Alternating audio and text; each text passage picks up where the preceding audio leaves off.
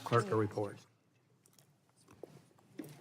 A bill to amend the Energy Policy and Conservation Act to prohibit the Secretary of Energy from prescribing any new or amended energy conservation standards. Without objection, the first reading is dispensed with. The discussion draft will be open for amendment at any point. So ordered. Are there bipartisan amendments to the bill? Okay. The chair will now recognize the gentlelady from Arizona who seeks recognition. Thank you, Mr. Chair. Under the Biden administration, Department of Energy is unleashing an avalanche of new regulations for household products, including stoves, dishwashers, washing machines, showers, toilets, water heaters, air conditioners, heat pumps, and furnaces. DOE's ban on gas stove is just the tip of the iceberg. The House passed my Save Our Gas Stoves bill and rejected DOE's ban on gas stoves with an overwhelming bipartisan vote on the House floor, and now Congress must act to protect the rest of our appliances and home products. The Hands Off Our Home Appliances Act will stop DOE from attempting to ban more appliances in our home that use natural gas, such as furnaces, water heaters, and dryers. The Hands Off Our Home Appliances Act will also prohibit DOE from mandates that raise costs for consumers and that are not technologically feasible or don't work well.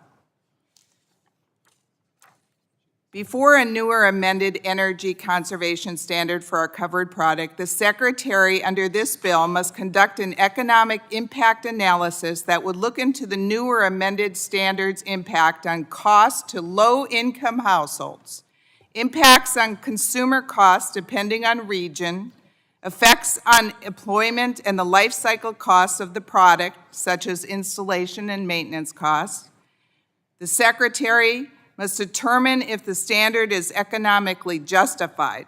The Secretary of Department of Energy must determine that the standard would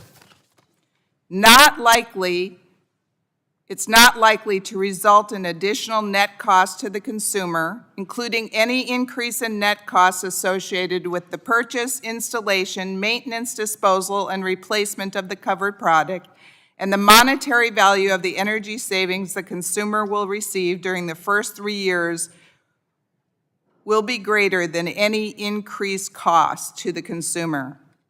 The Secretary may not determine that imposition of an energy conservation standard is economically justified unless the Secretary determines the standard will result in a reduction of at least 0.3 quads of site energy over 30 years, at least a 10% reduction in energy or water use of the covered product. The Secretary must also determine that the conservation standard will not affect the compatibility of the covered product with existing systems, meaning I was told in my district, Sun City West, senior citizens, some of these new regulations on furnaces, people will have to do whole new remodels in their home and it would cost them a fortune. The duty cycle, charging time, and run time of the covered product, because we've all heard how dishwashers now take 3.5, 4 hours to do a cycle. The operating conditions, maintenance requirements, and disposal requirements. Under the bill, the Secretary cannot approve a standard that discriminates based upon the type of fuel being used. It also, the standards must prioritize the interests of consumers, may not consider estimates of social cost or social benefits.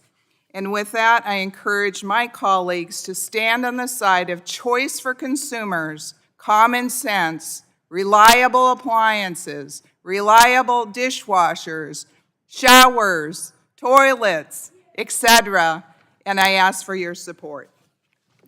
Gentlelady yields back. Before we go to recognize other members, we have a birthday boy in the room, Nate Hodson. It's his 29th birthday. So let's all wish him a happy birthday. Mr. Chairman, unanimous consent to address the committee. Gentlelady's recognized. just want to join in wishing Nate Hodson a very happy 40th birthday. Big day.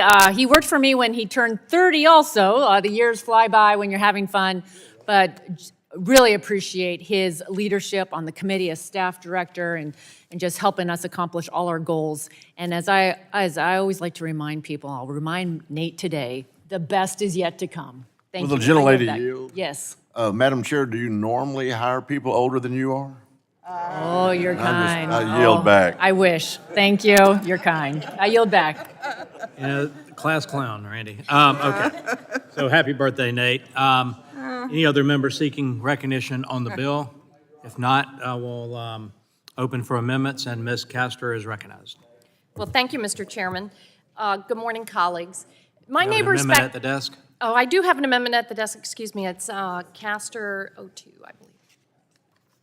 Clerk will report the amendment. Could the gentlelady specify which amendment? SCMN 02.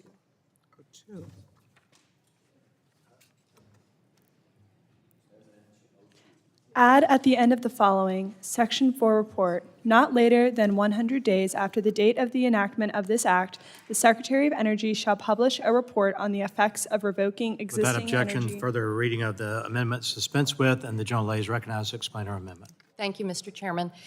Colleagues, my neighbors back home are a lot like yours. They like energy-efficient appliances. They like lower energy bills. They like to use less energy. They like an upgrade in their appliances. And energy efficiency at scale is the easiest way to reduce pollution and the escalating cost of extreme weather caused by overheating. And on the positive side, when we're talking at scale, energy-efficient appliances overall have a positive net impact on our health because we have cleaner air, cleaner water. We enjoy cleaner, quieter existence. So that's why this bill is so out of sync with what our neighbors are asking for back home. In fact, I almost submitted an amendment to change the name of this bill to the Pickpocket Act, because what the GOP bill, in essence, is doing, you're reaching into the wallets and pocketbooks of our families back home and taking money out of their kitchen table budgets. But this amendment proposes to kind of fix it, but I don't think in the end we can really salvage this Pickpocket Act. This amendment would shine the light on what you're doing to raise costs, what you're doing to hurt employment, what you're doing on energy demand, what you're doing to increase greenhouse gas pollution. I know that the industries that enjoy raking in profits love these attempts to gut energy efficiency bills, energy efficiency programs like this one. And I heard my good friend from Arizona lay out some of the reasons it's needed, but it is entirely unnecessary when the Department of Energy proceeds to upgrade energy efficiency standards. This is a very extensive process where they hear from stakeholders everywhere, the appliance makers, consumers, manufacturers, and they take all of that into account to determine new energy efficiency standards for appliances. In particular, the agency asks stakeholders can they reasonably meet these standards? Are they economically justifiable? So the GOP Pickpocket Act would also create a new petition process that would enable future administrations to swiftly revoke energy efficiency standards without any public input. So in essence, you're pulling the rug out from under consumers. That's not fair, and that is not right. Ultimately, the GOP Pickpocket bill would impede DOE's ability to adopt rules at making appliances more energy efficient. In doing so, they're going to drive up energy bills for families, especially at a time when prices of gas-powered electricity has skyrocketed. We heard testimony during the committee hearing from Mr. Andrew Delasky. He said in his testimony The so-called EPCA reform bill is a wolf in sheep's clothing. While some language in this bill may seem reasonable at first glance, it would gut the national efficiency standards. If this bill had been the law since the program's inception in the 1970s, consumers would not likely have seen any of the benefits they have received from DOE efficiency standards. So while the DOE and the Biden administration are focused on reducing cost for consumers, reducing pollution, it appears that Republicans are more interested in protecting industry laggards that produce old, outdated, and dirty appliances. So I urge my colleagues to support this amendment so that families back home can better understand the true cost of the GOP pickpocket bill, what you're doing to try to revoke energy efficiency standards. But in the end, I hope you'll vote no on this GOP pickpocket bill and their attempts to pass along higher energy costs to our neighbors back home. I yield back. Thank you. Gentlelady yields back. Is there any further discussion? Gentlelady from Arizona, what purpose do you seek recognition? Thank you. I move to strike the last word. Gentlelady is recognized. Strike the last word for 5 minutes. Thank you. I'd like to strike the last word to speak in opposition to this amendment. Contrary to what my friend, Democratic friend said, this actually would save consumers money because it could revoke erroneous energy efficiency standards that weren't saving consumers money. In fact, some of these energy efficiency standards that are being proposed by the Department of Energy actually cost much more than the energy savings that are saved. And that's the purpose, that's the entire purpose of my bill. And in fact, the underlying bill already requires the Department of Energy to consider the impacts of energy efficiency standards. On page 3 of the underlying bill, there is a look-back provision which requires the Secretary of Energy to examine several criteria before amending or revoking an energy efficiency standard.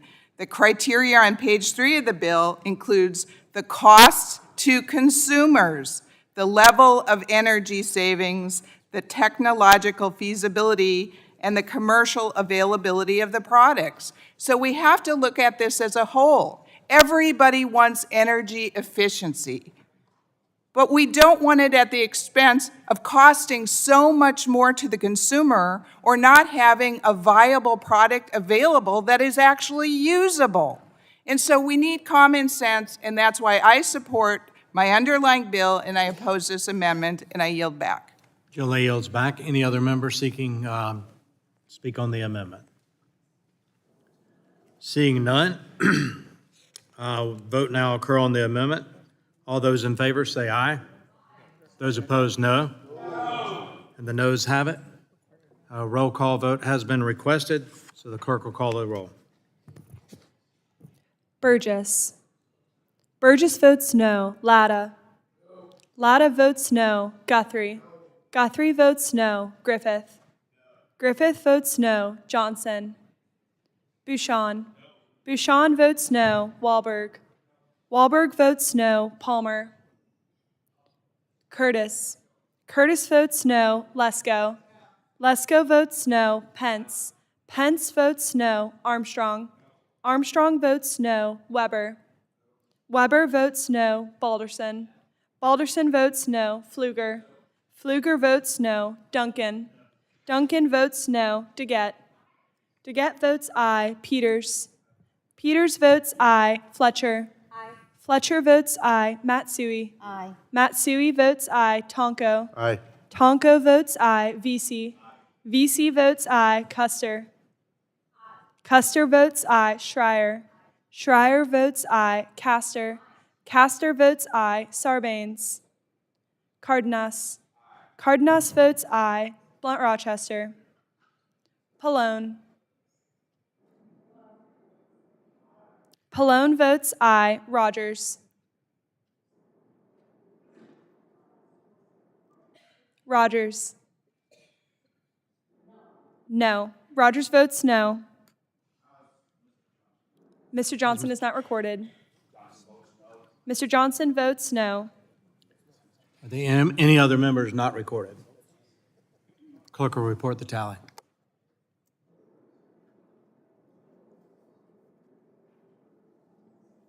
Chair Duncan, on that vote, there were 11 ayes and 16 noes. In the opinion of the chair, the noes have it. The amendment is not agreed to. Are there any other amendments to the bill?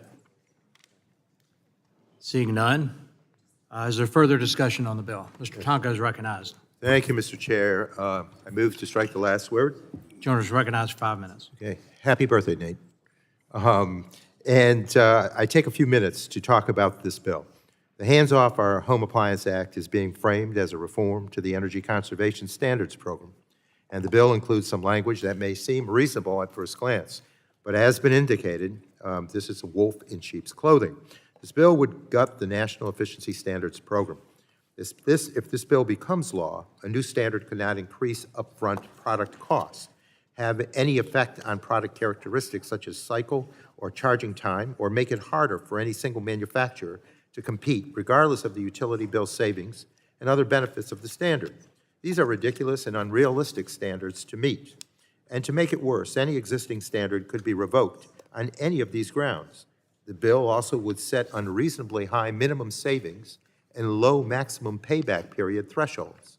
The majority is trying to frame this as a reform, but it's really a gutting of a successful and very popular program. Energy efficiency standards are popular with the American public. 3 out of 5 Americans support stricter efficiency standards for buildings and appliances. And it makes sense. These standards help save Americans money, and they help lower emissions. But rather than working to protect this program, the majority is once again attacking energy efficiency. This bill is a thinly veiled attempt to jam up energy efficiency standards. The Department of Energy already has a robust process by which to issue efficiency standards, and this process requires standards to result in significant savings, be technologically feasible, and economically justifiable. By adding cumbersome additional requirements, this bill will only hamper and delay efforts to improve efficiency standards. And of course, this bill also empowers future administrations to revoke existing standards. This indeed will take us backwards. So I urge my colleagues to oppose this bill. We should be working to improve efficiency standards for Americans, not to chip away at them. And with that, Mr. Chair, I thank you and yield back. Gentleman yields back. Is there further discussion on the bill? Seeing none, the question now occurs on forwarding the Hands Off Our Home Appliances Act to the full committee. All those in favor say aye. Aye. Opposed, no? No. A recorded vote has been requested. The clerk will call the roll. Burgess. Burgess votes aye. Latta. Latta votes aye. Guthrie. Guthrie votes aye. Griffith. Griffith votes aye. Johnson. Bouchon. Bouchon votes aye. Wahlberg. Wahlberg votes aye. Palmer. Curtis. Curtis votes aye. Lesko. Lesko votes aye. Pence votes aye. Armstrong. Armstrong votes aye. Weber. Weber votes aye. Balderson. Balderson votes aye. Pfluger. Pfluger votes aye. Duncan. Duncan votes aye. DeGette. DeGette votes no. Peters. Peters votes no. Fletcher. No. Fletcher votes no. Matsui. No. Matsui votes no. Tonko. No. Tonko votes no. VC. VC votes no. Custer. Custer votes no. Schreier. Castor. Castor votes no. Sarbanes. Cardenas. Cardenas votes no. Blunt Rochester. Pallone. Pallone votes no. Rogers. Rogers votes aye. Are the members unrecorded?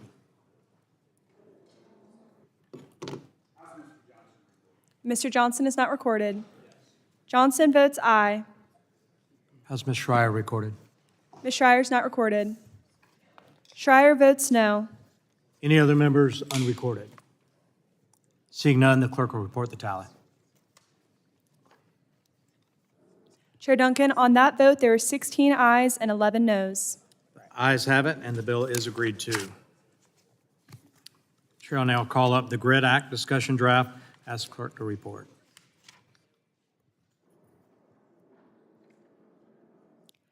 A bill to require coordination among federal agencies on regulatory actions that affect the reliable operation of bulk power system. Without objection, the first reading is dispensed with. Discussion draft will be open for amendment anytime so ordered.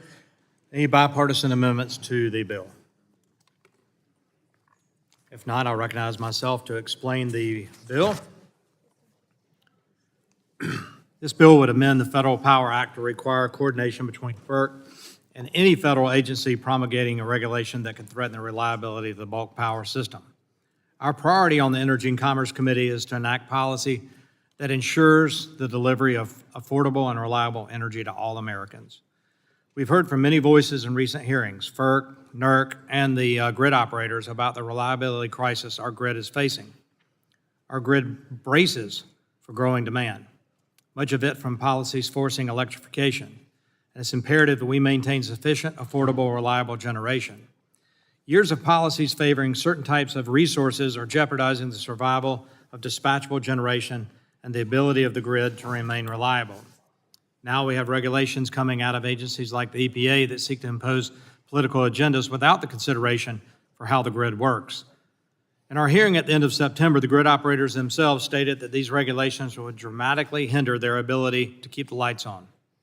Even worse, the grid operators told us that EPA did not consult them or ask how regulations would impact their systems. These predicted blackouts are not a result of severe weather or of lack of transmission capacity, but because of forced retirement of reliable, dispatchable generation units. The Retro Green policies will make our grid less reliable and more expensive, increasing the cost for everyone that is already struggling to make ends meet because of President Biden's failed economic policies. FERC's mission is, in part, to ensure reliable, safe, secure, and economically efficient energy services at a reasonable cost. The GRID Act would help protect affordable and reliable electricity for Americans by requiring that agencies, like the EPA, coordinate with FERC before they propose policies that will undercut grid reliability. We must ensure the safety and reliability of the electric grid in order to maintain our energy leadership and our way of life. I look forward to working with all of you to ensure the delivery of secure, affordable, and reliable energy. And with that, I yield back. Are there any other discussion on the bill? Any amendments to be offered? Oh, wait, if she wants to. Ms. Castor, do you want to be recognized for this on the bill? Okay. Gentlelady from Florida is recognized. Thank you, Chairman Duncan. I move to strike the last word. Members, unfortunately, many of the bills being considered during this markup do nothing to lower costs for consumers. They really do nothing to enhance reliability of the power system. They don't do anything to reduce pollution, and all of those things should be our aim, and we should be working on that in a bipartisan way. I heard the chairman's explanation, and this bill goes well beyond encouraging coordination between states and federal agencies. Instead, it really is an aberrant top-down effort that would allow FERC to veto any rule or action by any other federal agency. That is completely out of the mainstream. It's fundamentally absurd. No other agency has that kind of power to veto another agency's rule. And this bill takes away power from any cabinet agency, invests it with an independent agency that is not democratically accountable to voters. And not only that, the bill allows any state utility service commission, public service commission to petition FERC to use this power, creating a massive drain on the commission's resources and further politicizing state public service commissions as they race to the bottom to challenge rules whenever the opposite party holds the White House. So be careful because, as we know, majorities change, administrations change, and all of this is coming at a time when the FERC commissioners themselves said at our hearing a few months ago that it lacks the resources to properly evaluate rules from agencies. So therein lies what the real solution is. And I worry that my colleagues on the other side of the aisle don't actually care about the reliability impacts of agency rules, and this appears to be just another avenue to raise costs on consumers, to undermine energy efficiency, to allow unfettered carbon pollution. I know that many Republican lawmakers have been very active in writing letters and have even gone to the Supreme Court to stop EPA and DOE rules that save consumers money and lower emissions. I think this appears to be another step in that campaign. And under the last bill, I cited some of the testimony we heard, and I'm going to read again from Mr. Delasky's testimony to the committee a couple months ago, or last month. The GRID Act would grant extraordinary and unheard of power to the FERC, and to some degree, to each state regulatory commission to override federal regulatory decisions made by DOE, EPA, Interior, Commerce, DOD, and every other federal agency. This would not only add delay to agency rulemaking, it would make FERC the final decision maker on a range of topics that are outside of its expertise. So this is not a serious bill. It's not up to the standard that we have in the Energy and Commerce Committee to ensure the reliability of our power system overall. So I encourage you all to take this one back to the drawing board, and I have a little bit of time. I'll yield to my friend from California. I just want to say, as the bill reads, it shouldn't be called the Guaranteeing Reliability Infrastructure Development Act. It really should be Federal Energy Regulatory Commission, FERC, is now king of the land and will override all local decisions, will be able to have the last word, and will be basically king on all issues when it comes to the environment, when it comes to energy, when it comes to any decisions. It's definitely not going to give better reliability in any way to any systems. I yield back to the gentlewoman. And I yield back. Thank you. Gentleman yields back. Further discussion? Are there any amendments to be offered on the bill? Mr. Getz recognized for 5 minutes. Thank you, Mr. Chairman. I have an amendment at the desk labeled MN02. Clerk will report the amendment. Amendment to the GRID Act offered by Ms. DeGette. Page 2, line 3, strike section 215 and insert the following. Without objection, further reading of the amendments dispensed with. The gentlelady from Colorado is recognized to explain her amendment. Thank you, Mr. Chairman. When our subcommittee held a legislative hearing on the GRID Act last month, we heard testimony from FERC's Director of Office of Electric Reliability, and the director was clear. FERC does not have the capability to review other agencies' rules for their impact on the bulk power sector. In fact, he was so clear that the headline in E&E News the next morning read, quote, "FERC official rejects Republican bill targeting Biden rules," end quote.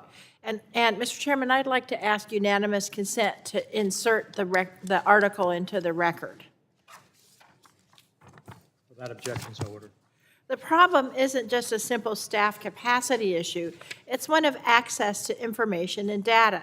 The director testified that the implementation of the GRID Act would require, quote, "detailed interconnection-wide modeling analysis beyond FERC's capabilities." FERC may not have the underlying data or authority to obtain such data necessary to conduct a meaningful assessment of the proposed action's impact on the grid, end quote. And so I have a lot of concerns with this bill, but the first one and the most important one is it's simply infeasible. FERC has no ability to implement this law with its current capabilities, which would result in a massive amount of uncertainty as proposed agency actions pile up in sort of a regulatory limbo. So this amendment just simply fixes this problem. It would add language to the bill stating that the bill could not go into effect unless FERC certifies that it has the capability to evaluate all proposed agency actions. This would ensure that an understaffed and under-resourced agency isn't being asked to do the impossible, not within its powers, and can actually evaluate the rules and regulations that the bill wants it to do. I think this is a simple, common sense, and good governance amendment. I'm sure every member on both sides of the aisle will support it, and on that basis, I yield back. Gentleman yields back. Any other member seeking recognition to speak on the amendment? If not, I'll recognize myself. Move to strike last word. Speaking in opposition to the amendment, I recognize myself for 5 minutes. The GRID Act is critical to ensuring that the reliability of the electric system is not further undermined by environmental policy agendas that have no understanding of how the grid operates. There's no time to sit and wait for a stall tactic like this amendment. We've had testimony from the grid operators with FERC, the North American Electric Reliability Corporation, on the dire impacts to reliability caused in part by EPA's EGU strategy to limit energy production from dispatchable resources like coal and natural gas. As these EPA rules take more and more of the 24/7, 365 generation offline, the potential for blackouts across the country grows. NERC is already certified by FERC as the Electric Reliability Organization, or the expert on grid reliability.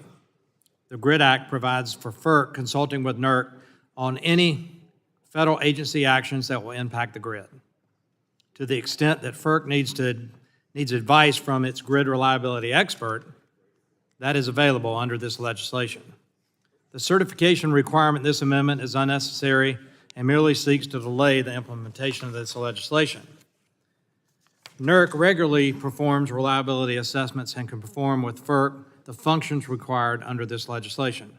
For the safety and welfare of Americans, to keep the grid online, to keep blackouts from happening, we must address federal rules like those coming out of EPA that harm our electric grid, and we must do so immediately.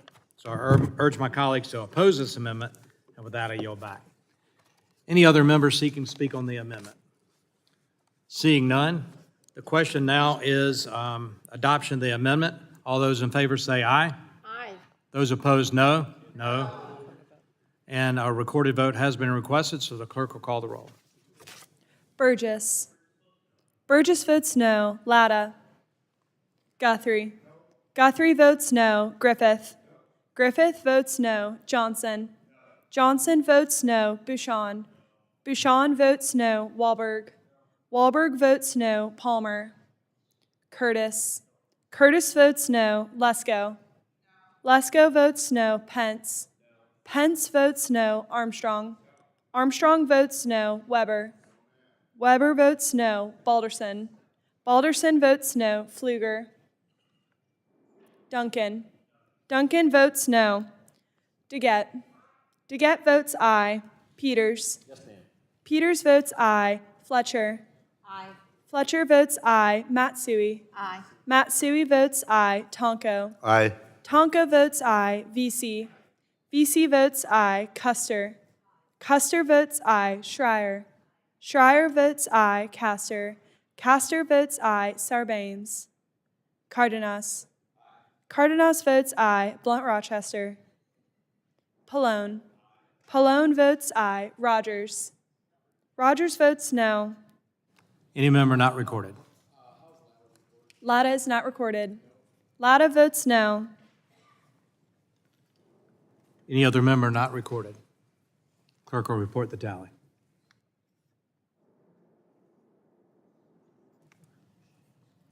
Chair Duncan, on that vote, there were 11 ayes and 15 noes. The noes have it. The amendment's not adopted. Any further discussion on the bill? Seeing none, the pending question is adoption of the bill, and a recorded vote has been requested, so we'll skip the voice vote and ask clerk to call the roll. Burgess. Burgess votes aye. Latta. Latta votes aye. Guthrie. Guthrie votes aye. Griffith. Griffith votes aye. Johnson. Johnson votes aye. Bouchon. Bouchon votes aye. Wahlberg. Wahlberg votes aye. Palmer. Curtis. Curtis votes aye. Lesko. Lesko votes aye. Pence. Pence votes aye. Armstrong. Armstrong votes aye. Weber. Weber votes aye. Balderson. Balderson votes aye. Pfluger. Duncan. Duncan votes aye. DeGette. DeGette votes no. Peters. Peters votes no. Fletcher. No. Fletcher votes no. Matsui. No. Matsui votes no. Tonko. No. Tonko votes no. VC. VC votes no. Custer. Custer votes no. Schreier. Schreier votes no. Castor. Castor votes no. Sarbanes. Cardenas. Cardenas votes no. Blunt Rochester. Blunt Rochester votes no. Pallone. Pallone votes no. Rogers. Rogers votes aye. Are there any members unrecorded? Seeing none, the clerk will report the tally.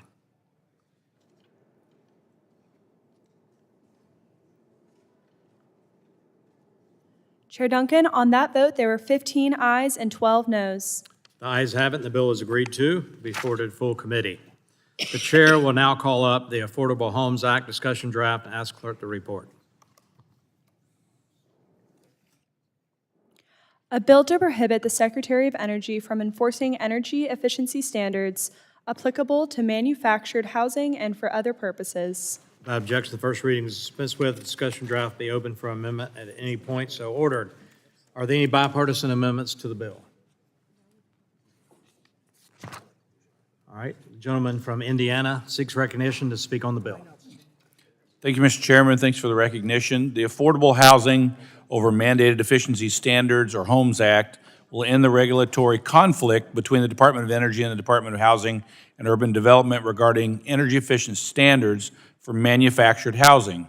These homes provide low-cost housing to over 22 million Americans and account for approximately 11% of the new single-family home starts. Manufactured housing is critically important throughout rural America, and specifically in my district in southwest and west central Indiana, where we've seen a housing affordability gap and severe housing cost burdens leading to a shortage of housing. Specifically, this legislation would repeal Section 413 of the Energy Independence and Securities Act of 2007 and ensure that the Department of Energy final rule on energy conservation standards for manufactured housing will have no force or effect. There is an existing regulatory framework at HUD that addresses both construction and installation, as well as testing, compliance, and enforcement standards in a way that balances the goals of safety, efficiency, and cost to the millions of American households seeking to access the affordable housing option that manufactured homes represent. Currently, more than 30% of new manufactured homes are Energy Star certified, and even more are built to meet or exceed those standards. Additionally, HUD is currently in the rulemaking process to substantially increase energy standards within the Manufactured Housing Construction Code. HUD is the correct agency to oversee efficiency regulation on manufactured homes, not DOE. I urge my colleagues to support the Affordable Homes Act. I yield back the balance of my time. Gentleman yields back. Any other member seeking recognition? Mr. Tonko is recognized. Thank you, Mr. Chair. I have serious concerns about both the process and substance of this bill. For starters, not only was this bill not included in any legislative hearing, but as far as I recall, we did not receive any testimony on this subject. And to make matters worse, it was not even introduced prior to this markup being noticed. The first time most of us could have seen this proposal was just a few days ago. So if we're serious about being legislators and serious about a commitment to regular order, we must admit that this process has been flawed, and it is preventing us from fully understanding this bill's impacts without testimony from the Department of Energy and other expert stakeholders. Had we had the proper time to review this legislation, we could have learned about the history of DOE's energy conservation standards for manufactured housing and the impacts they have on manufactured housing prices and corresponding energy bills. We also could have heard about the legislative history of Section 413 of the Bipartisan Energy Independence and Security Act of 2007, which required DOE to promulgate these standards by 2011. DOE did not publish these standards until it was legally compelled to do so in 2022. So these standards were a long time coming and the result of a thorough public process. We also could have learned about the significant benefits of this rule, which is estimated to save consumers over $5 billion. Manufactured housing is often used by low-income Americans, and I appreciate that upfront affordability is a very important consideration, but we should consider the cost imposed on the most vulnerable Americans in their totality. DOE and other efficiency advocates have determined that modest upfront price increases are dwarfed when compared to the tremendous savings that can be associated with energy efficiency improvements.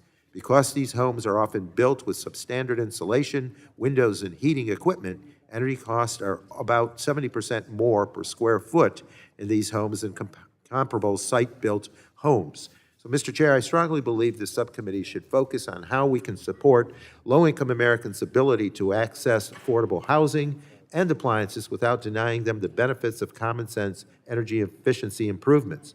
According to the Energy Information Administration, in 2020, more than 1/4 of U.S. households struggled to pay energy bills or kept their homes at unsafe temperatures due to concerns about paying bills. About 1 in 5 households reported foregoing food, medicine, and other essentials in order to pay energy bills. Energy insecurity is a real, long-standing problem in our country, and I do believe it is worth a more serious and thorough investigation by this committee than to airdrop this bill into this markup without advance notice. So I urge members to oppose this bill to undo an efficiency rule that has been expected for more than a decade and will deliver billions of dollars of savings to low-income Americans. With that, I yield my remaining time to my colleague, Representative Dingell. Thank you so much, Mr. Townko. As the ranking member of the Energy Subcommittee, I feel compelled to channel my inner John Dingell and raise the red flag that this bill gives up the committee's jurisdiction to legislate on matters related to energy efficiency. I think DOE has the expertise and role in issuing efficiency standards, and I think we need to make sure that the Department of Energy, which is full of these experts, is the one in charge of it. The bill removes DOE's ability to finalize energy efficiency standards for manufactured homes, and it doesn't just target one final rule, it specifically removes language from the Energy Independence and Security Act of 2007 that grants DOE authority to issue these standards. And the reason why that's important is because DOE has the expertise in issuing energy conservation standards, and so the authority should not be shifted to another agency. So for this reason, as well as the reasons articulated by my friend Mr. Townko, I have to oppose this legislation. I yield back to Mr. Townko. And Mr. Chair, I yield back the remainder of my time. Chairman yields back. Any other members seeking recognition? I recognize myself for just a second. It's interesting, we talk about expertise. We just saw a bill where the expertise was frowned upon. I support this legislation. I think it's the right piece of legislation for affordable housing in the nation.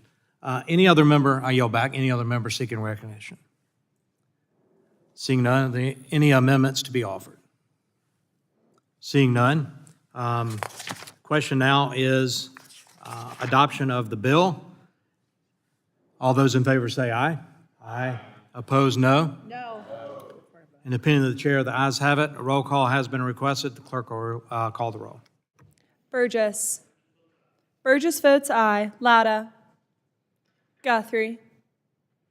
Griffith. Griffith votes aye. Johnson. Johnson votes aye. Bouchon. Bouchon votes aye. Wahlberg. Wahlberg votes aye. Palmer. Curtis. Curtis votes aye. Lesko. Lesko votes aye. Pence. Pence votes aye. Armstrong. Armstrong votes aye. Weber. Weber votes aye. Balderson. Balderson votes aye. Pfluger. Duncan. Duncan votes aye. DeGette. DeGette votes no. Peters. Peters votes no. Fletcher. Fletcher votes no. Matsui. No. Matsui votes no. Tonko. No. Tonko votes no. Vesey. Vesey votes no. Custer. Custer votes no. Schreier. Schreier votes no. Castor. Castor votes no. Sarbanes. Cardenas. Cardenas votes no. Blunt Rochester. Blunt Rochester votes no. Pallone. Pallone votes no. Rogers. Rogers votes aye. Are the other members unrecorded? Has Mr. Guthrie reported? Mr. Guthrie is not recorded. Guthrie votes aye. Latta is not recorded. Latta votes aye. Any other members unrecorded?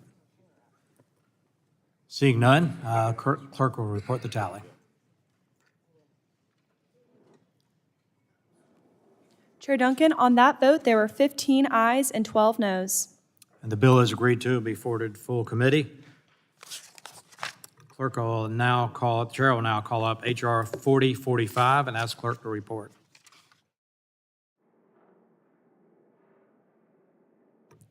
H.R. 4045, a bill to modernize the hydropower licensing process and to promote next-generation Without objection, hydropower. first reading is dispensed with. The bill will be open for amendment at any point so ordered. Any bipartisan amendments to the bill? If Mr. not, Mr. Chair Chair? recognizes. Yes, Ms. Custer. Do Thank you. Mr. Chair, I move to strike the last word. you have an amendment to offer? I do. I have an amendment. John Lay is recognized to offer an amendment. Do you have the number? SCMN01. Custer, SCMN01? SCMN02. SCMN02. MA02, sorry. Clerk will report the MA02. amendment. Amendment to H.R. 4045, offered by Ms. Custer. Page 3, after line 25, insert the following, and make such conforming changes as may be necessary. Without objection, the first reading is dispensed with. The bill will open. John Lay is recognized to speak on the amendment. Thank you, Mr. Chair. I apologize. I'm offering my amendment, which Chair Rogers has co-sponsored, to take an important step to improving the hydropower licensing process by offering certain Indian tribes the ability to make 10J license conditions recommendations to FERC. This amendment empowers tribes to protect their treaty rights while preserving FERC's ability to review those recommendations and give them due weight. I want to take a moment to thank the chair and her staff for their thoughtful work on the amendment, which is the byproduct of bipartisanship and compromise. Since approaching the chair to find common ground on hydropower licensing reform, her team has worked with mine to try to find areas of agreement. At a high level, I think both sides believe that we should make the licensing process more efficient, empower tribes, improve dam safety, and maintain environmental stewardship. While I am still opposed to the underlying bill in its current form and think there are problems that we still need to work hard to address, I'm confident that we can find a mutually agreeable compromise before the full committee markup. I look forward to continue working with the chair and other interested committee members to find a truly bipartisan consensus on hydropower licensing reform. Hydropower is the only dispatchable renewable energy resource. Congress should strive to reduce regulatory barriers to ensure it remains available to help the United States achieve its hydropower clean energy future. And with that, I yield back the balance of my time.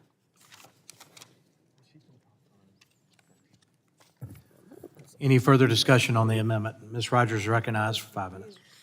Thank you, Mr. Chairman. I'd like to strike the last word and speak in support of the amendment.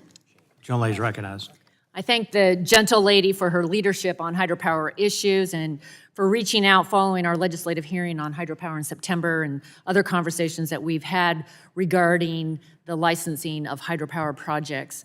Over the past month, we've worked together on this bipartisan amendment to the legislation, the Hydropower Clean Energy Future Act. And in the spirit of this committee's bipartisan history, this work brings Congress one step forward to reforming the hydropower licensing process. With the right policies in place, we can protect our existing dams, the critical infrastructure that produces the nation's most reliable and affordable energy, renewable energy, and we can expand hydropower production with next-generation technologies and turbine upgrades. It's really exciting. My legislation directs the Federal Energy Regulatory Commission to coordinate responsibilities and resolve disputes among the dozens of federal and state agencies that are involved in the hydropower license process. I also support authorizing FERC to consult with affected Indian tribes and consider their recommendations, which is what this amendment does. I urge my colleagues to support this amendment, and I yield back. John Lay yields back. Any further discussion on the amendment? Seeing none, the pending question is now adoption of the amendment. All those in favor say aye. Aye. Opposed, no. In the opinion of the chair, the ayes have it. The amendment is agreed to. Is there further discussion on the bill? Ms. Rogers recognized for 5 minutes. Thank you, Mr. Chairman. I seek recognition, yes, to strike the last word. I'd like to strike the last word, speak in John Lay's support of this recognized. legislation. Thank you. The H.R. 4045, the Hydropower Clean Energy Future Act. Hydropower is one of America's most valuable energy sources. It accounts for 6% of our nation's electricity generation and nearly 40% of our nation's renewable generation. It's reliable, affordable, and can help us reduce emissions. Not to mention, the baseload power produced by our dams can be dispatched at a moment's notice, helping businesses keep their lights on and families heat their homes. This is especially important in places like Eastern Washington as we approach colder winter months. Without hydropower, our communities would be at serious risk of life-threatening blackouts. Despite the many benefits of hydropower, only 3% of the dams in our country actually produce electricity. By leveraging this untapped potential for more hydropower energy, we could double hydropower production in the United States without building a single new dam. Eastern Washington is a perfect example of what's possible when we unleash the potential of hydropower in America. I think about Long Lake Dam in my district, which was built in 1915. For more than a century, this dam has operated with the potential to generate 80 megawatts of clean, reliable, and renewable energy every day. It played a critical role in helping our local utility companies deliver power to our region and give us a competitive edge. Unfortunately, not all dams are so lucky. Right now, the Federal Energy Regulatory Commission regulates non-federal hydropower projects, which includes about 2,500 dams and accounts for about half of the hydropower generation in the country. The licensing process for these critical energy facilities is burdensome, taking nearly a decade to license and relicense them. That means less energy, fewer options, and higher cost. H.R. 4045 modernizes this burdensome and outdated licensing process standing in the way of next-generation hydro technology. By removing barriers and rapidly expanding hydropower development, it will help strengthen our energy grid, drive down energy costs, and secure a cleaner energy future. This bill also enhances coordination among dozens of agencies by authorizing FERC to set schedules, clarify responsibilities, and resolve disputes. H.R. 4045 will play a pivotal role, bringing more hydropower facilities online while preserving and expanding our already powerful hydropower fleet.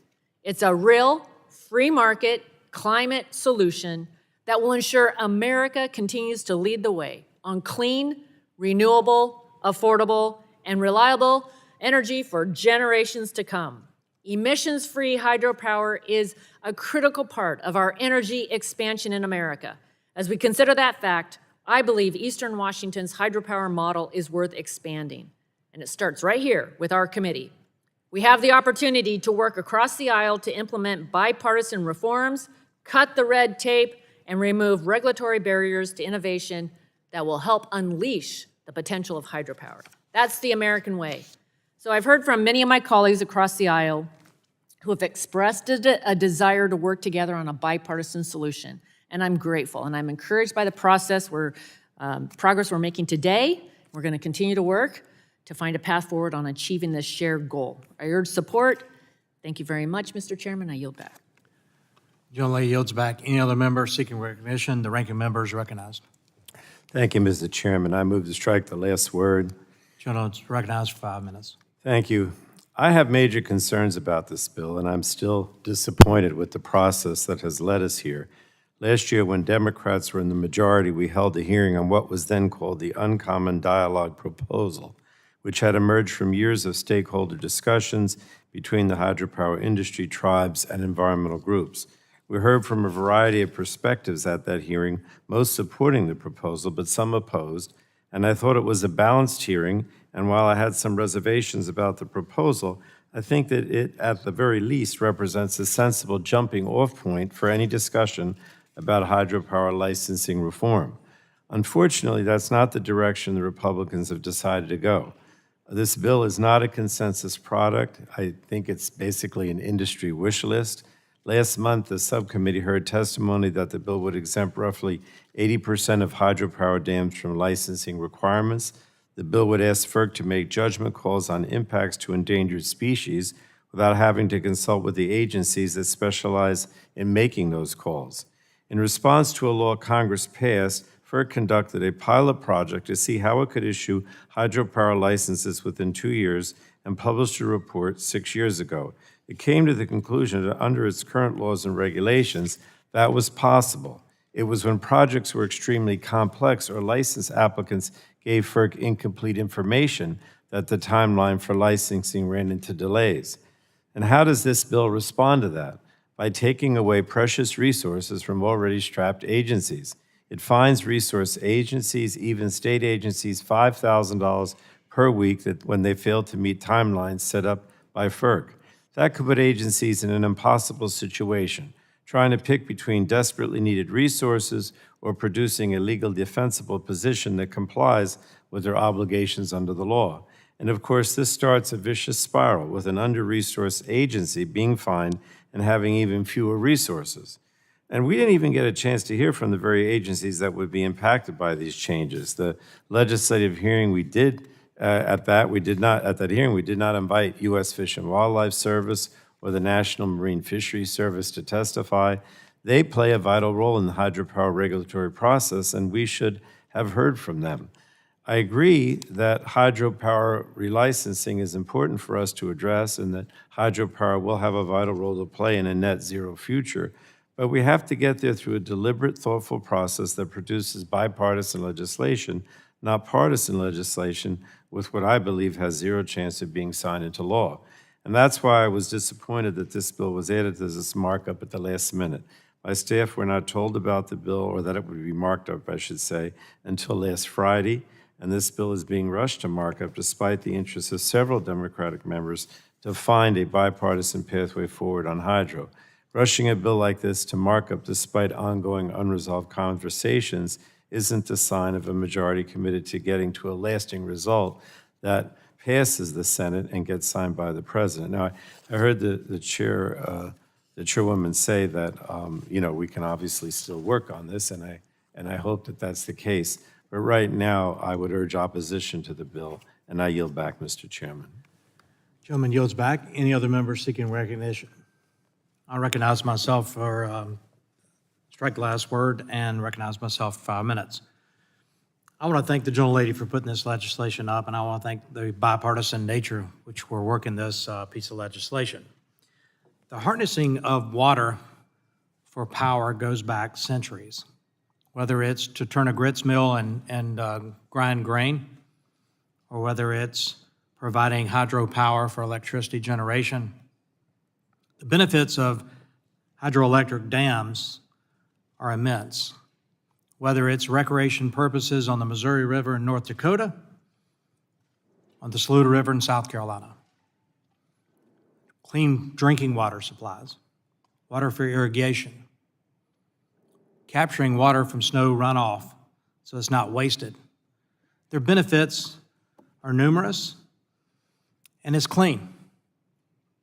If we approach it from a carbon standpoint, hydroelectricity is the cleanest source we've got. And so I support this legislation, and I applaud the committee for its work on it. And with that, I yield back. Any other member seeking recognition? Ms. Schreier? Okay.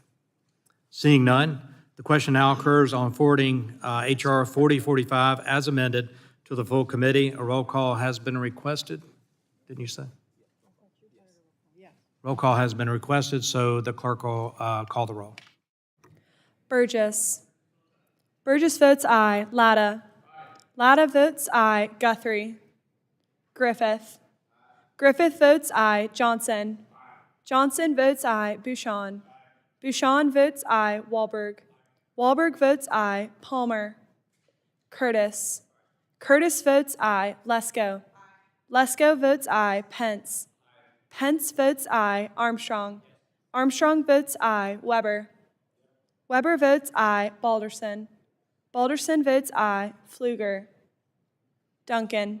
Duncan votes aye. DeGette. DeGette votes no. Peters. Peters votes no. Fletcher. No. Fletcher votes no. Matsui. No. Matsui votes no. Tonko. No. Tonko votes no. Vesey. Vesey votes no. Custer. Custer votes no. Schreier. Schreier votes no. Castor. Castor votes no. Sarbanes. Cardenas. Cardenas votes no. Blunt Rochester. Blunt Rochester votes no. Pallone. Pallone votes no. Rogers.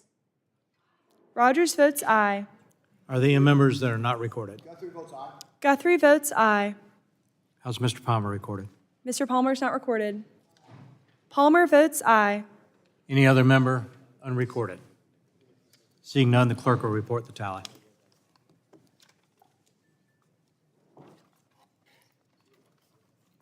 Chair Duncan, on that vote, there were 16 ayes and 12 noes. The ayes have it. The bill is agreed to. I want to thank everyone for participating in the markup. I know things got in the way, carried over today, but I appreciate the patience. Without objection, staff is authorized to make technical and conforming changes to the legislation approved by the subcommittee today and yesterday. So ordered. Without objection, subcommittee is stand adjourned.